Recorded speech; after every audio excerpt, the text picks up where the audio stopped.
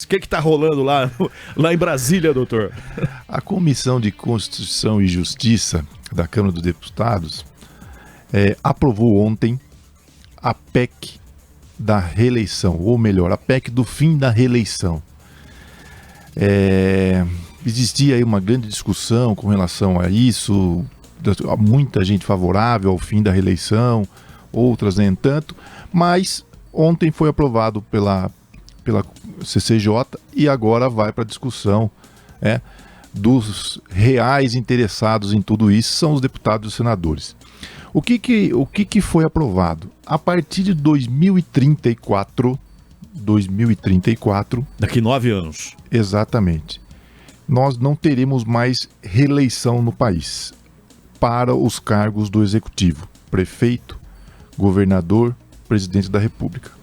Para esses cargos, nós não teremos mais reeleição e nós teremos eleições unificadas. Atualmente, nós temos eleições de 2 anos, né? Separando aí governo e presidência da República, junto com deputados federais, estaduais e senadores. E temos uma eleição específica para os municípios, com relação à questão prefeito e vereadores. A partir de 2034, eles unificaram, então todas as eleições ocorrerão num único ano, né? Então a população vai ter que, numa única vez, escolher seu presidente, senador, deputado federal, governador, deputado estadual, prefeito e vereadores. Isso numa forma única. Só que muita discussão com relação ao fim dessa reeleição, principalmente porque eles aumentaram um pouco o mandato, ou seja, a partir de 2034, prefeitos, deputados, presidente da República, senadores e vereadores terão 5 anos de mandato. Ocorre que somente estão proibidos de reeleição prefeitos, deputados, prefeito, governador e presidente da República. Só os representantes do Executivo. Muita discussão sobre isso, Marquinhos, até porque uma das justificativas utilizadas é o abuso do poder para disputa eleitoral. Ou seja, quem está na cadeira, as pessoas que estão eleitas, acabam tendo benefícios, né, por utilização da máquina. Na última eleição... Mas acho que vai mudar alguma coisa, doutor? Acho que vai mudar porque, suponhamos, né, que seja aprovado, né, por 5 anos. Que nem os cargos eletivos que você acabou de falar, e vereadores, deputados estaduais, federais, senadores, prefeitos, governadores e presidente da República. Né, esses cargos eletivos, estando com a máquina na mão, eles não podem eleger como é que fala? Um sucessor. Um sucessor que iria mudar alguma coisa? Naturalmente isso ocorre, né?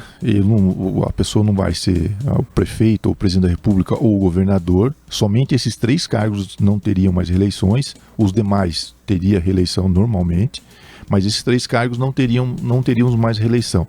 É natural que prepare aí um sucessor. Já acontece hoje, né? Após os 8, suponhamos que nem... E isso já acaba acontecendo. Qual que é a grande questão dessa mudança? Nós sabemos que a unificação das eleições vai acabar tirando...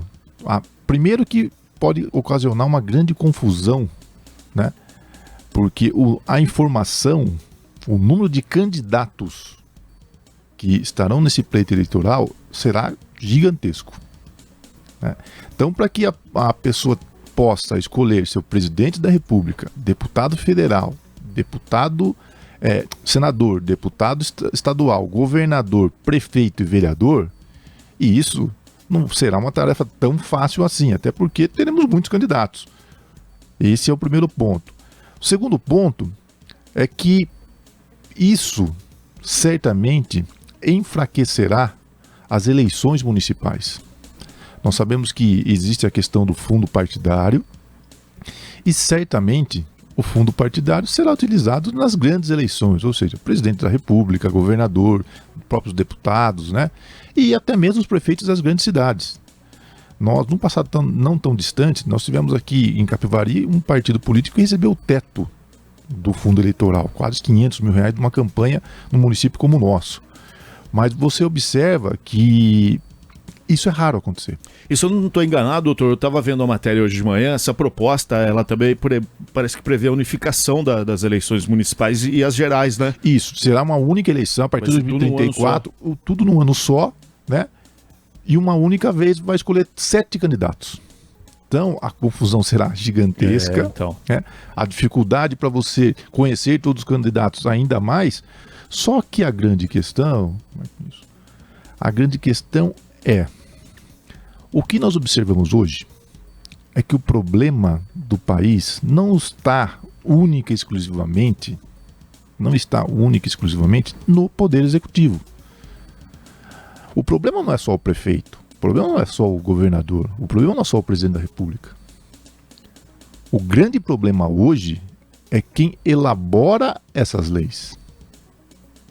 Então, se o critério adotado foi abuso do poder econômico, ou seja, o prefeito que está na máquina, o governador que está utilizando a máquina pública, o presidente que está utilizando a máquina pública, mas e os deputados?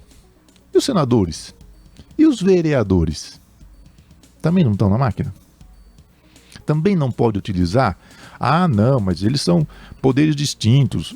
Eles é legislativo. Eles não têm poder de executar nada. Na realidade, nós sabemos que não é assim que funciona. Ou alguém acha que se o vereador apresentar uma proposta de trabalho, né, para o prefeito, ou o deputado apresentar para o governador ou para o presidente da República uma proposta de trabalho, sendo que aquele vereador, deputado, estadual, federal, já integre a base do governo, você acha que o próprio prefeito, governador ou até mesmo o presidente da República vai deixar de atender aquele pedido? Nós sabemos que a realidade não é essa. Então, tem a utilização da máquina da mesma forma. E, como eu falei, um grande questionamento hoje são as leis que são criadas no nosso país. Para você ter uma ideia, nessa proposta inicial, nessa PEC, a ideia era acabar com a reeleição dos senadores. Mas também existia uma proposta para aumentar de 8 para 10 anos o mandato do senador. Então, eles acabaram chegando num acordo, num consenso, e reduziram para 5 anos também. Então, mas excluíram a possibilidade de acabar com a reeleição para senadores. Então na Câmara pode passar, mas no Senado não. Pode ser que aconteça, pode ser também que aconteça de repente no Senado ser aprovado e na Câmara não.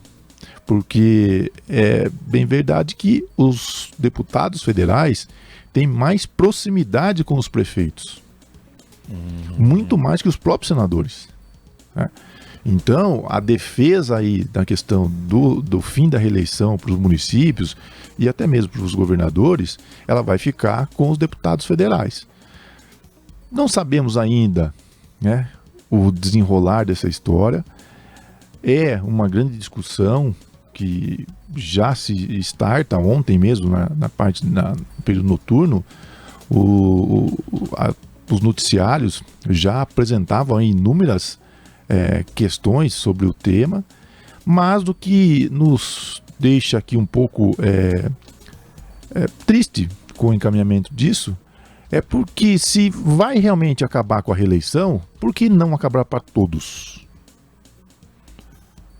Por que não acabar para todos? Poderia até aumentar um pouco mais, ao invés de 5, 6 anos, mas acabando com a reeleição para todos. Agora, um fato que chama a atenção, Marquinhos, como eles pretendem unificar a questão das eleições, ou seja, todas as eleições acontecerem num único ano para você eleger todos os cargos dentro do nosso país, eles vão ter que fazer um remanejamento na questão das eleições e no prazo de alguns casos, como o caso de prefeito. Uma curiosidade, Marquinhos e ouvintes, a partir de 2028, na eleição de 2028, os prefeitos eleitos terão 6 anos de mandato. Por que 6 anos de mandato? para que eles consigam unificar a eleição em 2034. E isso só é possível aumentando o mandato dos prefeitos eleitos em 2028. Então é uma situação diferenciada para esse caso específico, e certamente trará aí uma Mas disputa. não vai afetar o pleito de 2026, né? Não. Porque que nem o presidente Lula, né, Não. poderá se candidatar à reeleição Normalmente. Para eles, 2034, a eleição de 2034 já é sem reeleição com 5 anos. Esperamos aí que essa proposta seja aprovada, talvez uma melhor adequação para que a reeleição acabasse para todos os cargos seria muito bem-vinda, né? Até porque a alternância de poder, principalmente dentro do poder legislativo, é algo que já vem sendo questionada, né? Mas pelo andar da carruagem, a tendência é que apenas os cargos do executivo realmente fiquem sem a reeleição. Os demais... é positivo para o doutor essa PEC aí da reeleição? De certa forma, sim, Marquinhos. Tem algumas preocupações, como eu mencionei, a questão da própria disputa eleitoral unificada, né? Isso é algo que nos chama a atenção, porque o número de candidatos será enorme, e para que os candidatos consigam chegar até os seus eleitores, vai ficar ainda mais difícil, até porque é muita informação, muito candidato, né? Serão 7 candidatos que cada um terá que escolher, né?